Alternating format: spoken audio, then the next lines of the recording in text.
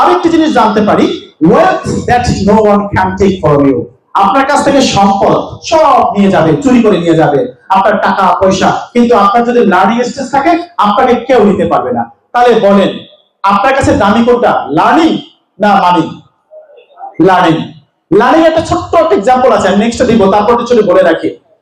আপনি যে লার্নিংটা করবেন, এই লার্নিংটা আপনাকে ব্যাংক থেকে যেমন আসলে সুদে ফেরত দেয়, ঠিক লার্নিংটা আপনাকে আসল এবং সুদে সময় দেবে। তবে মনে রাখবেন, আপনি যা লার্নিং করবেন এটা কখনো কোনো ব্যাংক এবং বীমা পৃথিবীর কেউ ফেরত দিতে পারে না।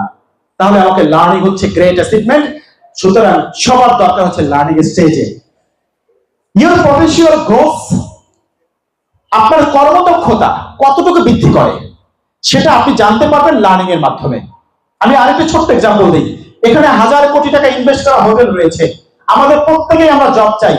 যখন সেখানে ম্যানেজারের দায়িত্ব রয়েছেন, যারা মালিক দায়িত্ব রয়েছেন, তারা কোশ্চেন করে, ভাই can you speak in English?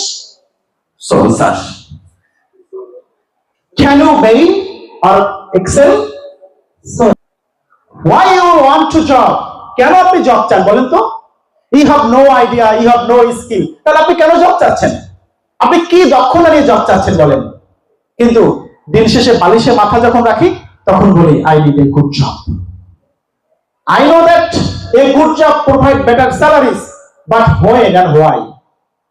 আমরা এটাই জানি না। আমাদের 9-10 এর শিক্ষার্থীরা শুধু বই পড়ে, বইয়ের পাশাপাশি যে আমার স্কিল অর্জন করতে হবে সেটা আমরা কেউ করি না।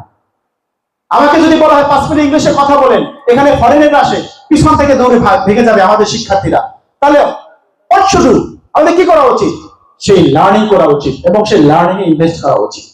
কিন্তু আমরা সেটা না করে বড় বড় স্বপ্ন দেখি, আমরা এই হব সেই হব, আলটিমেটলি আমরা কিছু হচ্ছি না।